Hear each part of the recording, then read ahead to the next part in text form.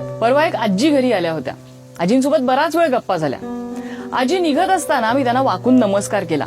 आजींनी सुद्धा तोंड भरून आशीर्वाद दिला, सुखी राहा. आजी निघून गेल्या, पण एक विचार मात्र मनात कोरत राहिला.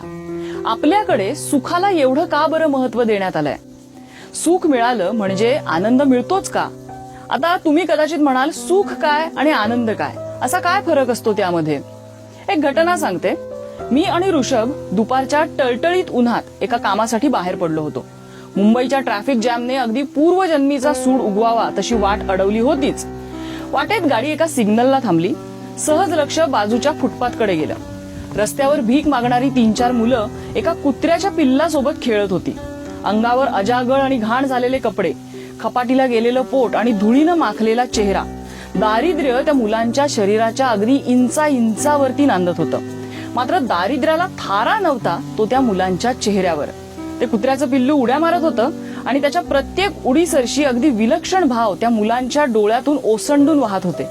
तहान भूक विसरून ते चिमुकले जीव अगदी आपल्याच भावविश्वात रमलेले होते.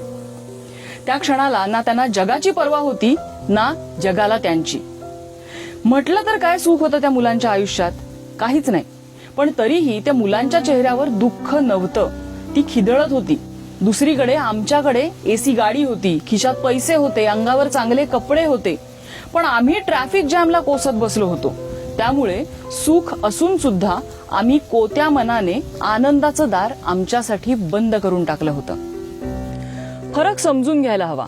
सुख कुणाला नको असतं, पण सुख एकटं नसतं. सुखाला साधनं लागतात. टीव्ही, फ्रीज, चांगले कपडे, मोठं घर, गाडी, आयफोन, अगदीच काय तर आपलं माणूस सुद्धा सुखाच्या साधनांमध्येच येतं. सुखाच्या साधनांची यादी लांबलचक असते, पण कदाचित त्यामुळेच बहिरंगात असलेल्या या सुखाचं अस्तित्व सुद्धा क्षणिकच असतं. आनंद मात्र अंतरंगात विहरत असतो, त्यामुळे त्याचं अस्तित्व निरंतर असतं. हा आनंद कुठून, कसा, कधी मनाच्या कप्प्यात डोकावेल याचं भाकीत ज्योतिषी सुद्धा करू शकत नाही. आनंदाची व्याख्या काय कुणास ठाऊक. पकडून खिशात टाकण्यासारखं आनंदाचं भौतिक अस्तित्व सुद्धा नाही. तो कसा मिळवायचा याचा फॉर्म्युला नाही. आनंद मोजण्याचं परिमाण नाही. पण आनंद सगळ्यांनाच हवा असतो. बरं, हा आनंद मिळवायचा कसा याचं ठोकून एक उत्तर नसतं. कारण प्रत्येकाचं आनंदाचं दार कुठे असेल हे ज्याचं त्यालाच ठाऊक असतं. तुम्हाला आनंद कशामुळे मिळतो हा प्रश्न जर आपण आपल्या आजूबाजूला विचारला तर परीक्षेतले गुण, नोकरीतली बढती, पगाराचा दिवस, नवा फोन, नवे कपडे, गाडी अशी उत्तरं फारसा विचार न करता आपल्याला मिळतात. त्याच्यात थोडंसं पुढे जाऊन आपण थोडा वेगळा विचार करूया.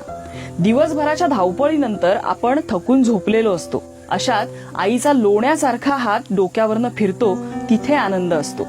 बऱ्याच दिवसानंतर कॉलेजचे मित्र भेटतात आणि त्यानंतरही अरे कालच भेटलो होतो अशी जी फिलिंग असते ती आनंदाचं अस्तित्व सांगणारी असते.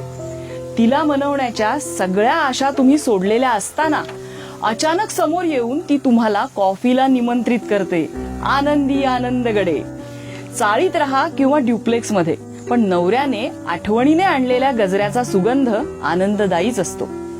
केसातून भुरभुर वाहणारा वारा, जगाचा निरोप घेऊन क्षितिजापार जाणारा सूर्य, उन्हाच्या तडाख्यात हातात आलेला थंडगार उसाचा रस, गरमागरम भज्यांची प्लेट घेऊन साजरा केलेला पहिला पाऊस, काहीतरी शोधत असताना आलेला युरेका मोमेंट, इतकंच काय मान मोडून काम केल्यानंतर ताणून दिलेला आळस. आनंद अगदी कशातही असतो. आयुष्यात काम, क्रोध, लोभ, मद, मोह, मत्सर हे षड्रिपू आनंदाच्या वाटेत गतिरोधकासारखे असतात. आयुष्यातल्या चवीसाठी ते देखील असणं गरजेचंच आहे. पण स्वयंपाकात कसं चिमूटभर मीठ चव आणतं, या षड्रिपूंचं अस्तित्वही तेवढंच असावं, चिमूटभर मिठा एवढं. हे संतुलन जमलं तर आनंदाच्या दाराकडे जाताना कोणताही अडथळा येत नाही. तात्पर्य काय तर आनंदाचं दार सतत उघडं असतं. त्यात प्रवेशासाठी आपल्या मनाचं दार उघडं हवं.